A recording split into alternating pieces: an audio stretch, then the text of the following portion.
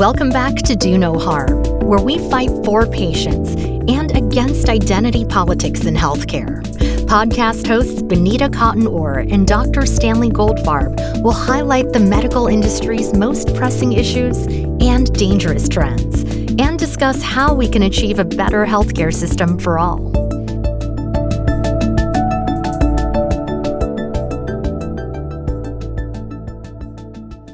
Stan, we've talked about so many things in these episodes, and it's been really great. And I know that we've talked about woke, we've talked about the progressives, we've talked about the communist and the Marxist influence on all of this. But tell me a little about this anti-racism approach and where it came from and how it's influencing so much of society right now. Yeah, I think, well, this really is an offshoot of critical race theory, this idea that the way that groups of people are really interacting in an American society is through oppression and being oppressed. And that's the sort of the basic components of this idea. And that understanding how people's lives have played out is you need to understand how they've been oppressed and how they continue to be oppressed, as opposed to how they've had an opportunity or have not taken advantage of opportunities or have taken advantage of opportunities in American life in order to improve themselves and improve their families and improve their communities. And once you believe in that, then you say, well, if there is oppression, we have to fight oppression. And the way you fight oppression is actively fighting oppression. And therefore, you fight oppression by giving people an advantage who are oppressed in order to allow them not to be oppressed. It's my sort of amateurish psychology about this. But the assumption is then that they are oppressed. Right. So as opposed to having been generationally in the past oppressed. Exactly. So the idea then is in order to make up for disparities in healthcare, one has to fight oppression. And the way you fight oppression in healthcare is then to give people unequal treatment, better treatment, so-called, compared to people that are not oppressed, and therefore you're going to improve outcomes. Well, that would be true if that was the basis for disparate outcomes. But if the basis for disparate outcomes is lack of trust on patients' parts of physicians, so they're not seeking care at appropriate intervals, and appropriate preventative care, if they're not able to adhere to medical regimens for whatever reason, if it has to do with their poverty, if it has to do with their health literacy, if it has to do with their home support systems, it has to do with their lack of information about the proper treatments and how they might benefit from them. If that's the problem, then the solution is not going to be relieving oppression. The solution is going to be better information for people, better access to health care, better trust in the healthcare system so that they can appreciate the benefits that it might deliver to them. If you believe the problem is oppression, and then what you have to do is to make the oppressors act in a different fashion, but that's not the problem, then you're not going to you're not going to create a solution to the problem. Now, when I came here in 1986, I came from apartheid South Africa, apartheid as we say in South Africa, and I came from a society of oppression. And when I got here, I saw opportunity, and I took advantage of that opportunity. So when did this anti-racism movement start? Has it been a sudden thing? Has it been insidious? Well, it's, the idea that that disparities are due to some sort of bias on the part of physicians has been longstanding, and it's been a meme that's developed over the years by investigators who work in this area and just have had this bias. And again, we talked in earlier podcasts about their activity as students back in the 60s, and they're bringing a certain point of view about the world and about American society and about capitalism to that to that viewpoint. But then George Floyd was murdered. And when George Floyd was murdered in the middle of the pandemic, there suddenly was this notion that now we understand what's really happened.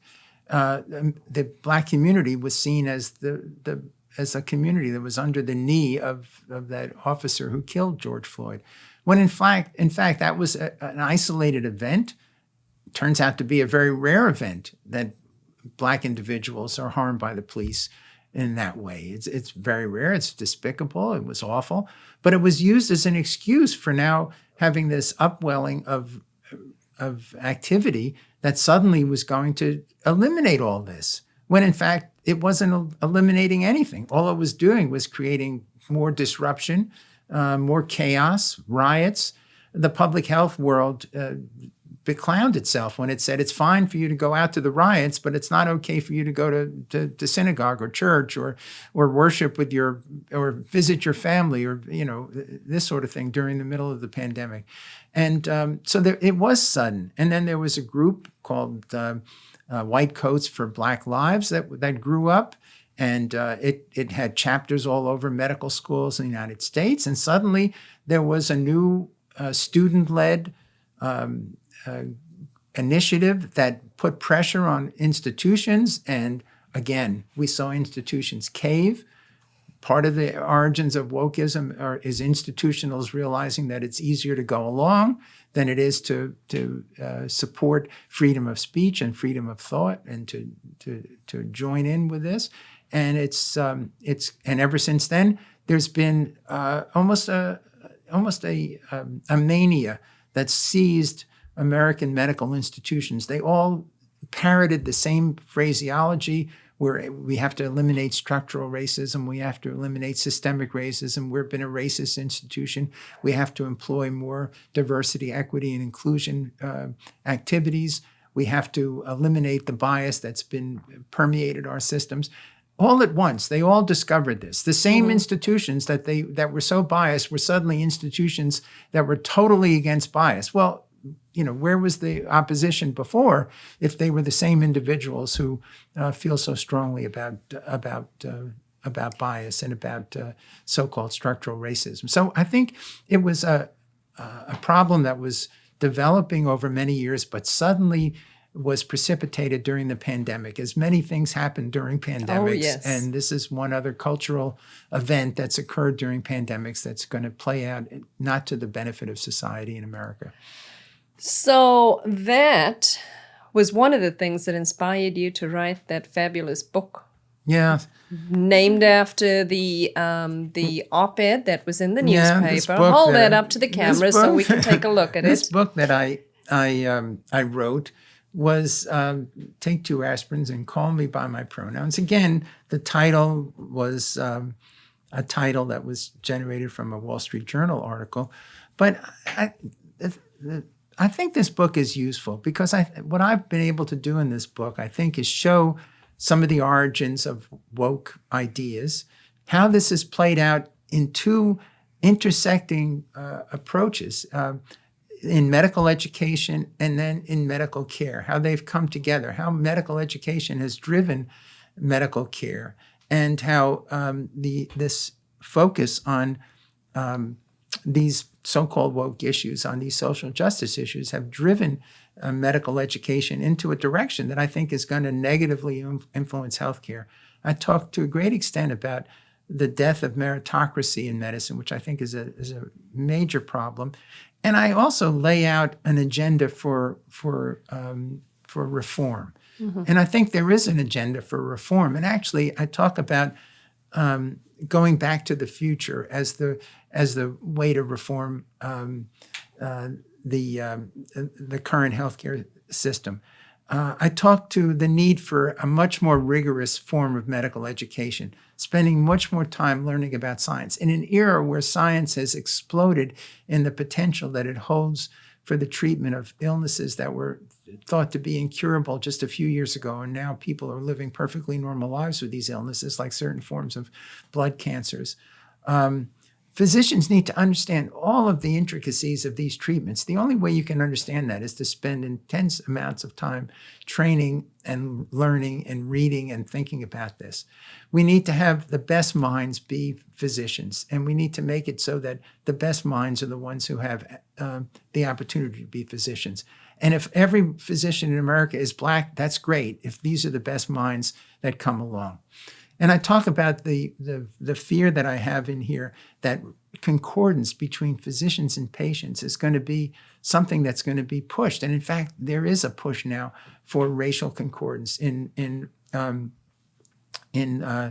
Villarosa's book, which she's just published called Under the Skin, she talks about the need for Black physicians to be the physicians that deliver babies of Black women to get better outcomes. And I show how this is totally untrue and that there's absolutely no evidence that racial concordance benefits anyone. And that that's something to be totally avoided because we will end up with an apartheid system then of Black patients seeking out Black doctors, white patients seeking out white doctors. That's not an America that we want. We want an America where patients seek out the best physicians. The best physicians are almost uniformly the best physicians, that there is a uniformity to the quality of healthcare and that it's not something that varies between what institution you go to. That's the ideal. That's what we should be striving for. So I go through that in great length in this book to try to explain how to achieve that. So I'm quite proud of this book, and I think it's been used for other commentators in the field have used it as the basis for their exploring these issues, and sometimes gotten credit, sometimes not, but that's fine as long as the ideas are promulgated. Absolutely. And the ideas go forward. And you should be proud of it. It's a fabulous book, and I enjoyed the read, and it raised a lot of concerns. I want to, before we say thanks to everybody, how about you tell us how we can get hold of that book if anybody wants it? Well, yeah, it's on Amazon. It's readily available, and so I think it'd be wonderful if some of our listeners had a chance to read it. I think they would see the ideas that underlie the efforts of Do No Harm are really derived from this book. Well, thank you, and thank you all for joining us to learn more about Do No Harm and our mission. Visit donoharmmedicine.org. You can become a donor. You can support us. You can become a member at donoharmmedicine.org. See you soon.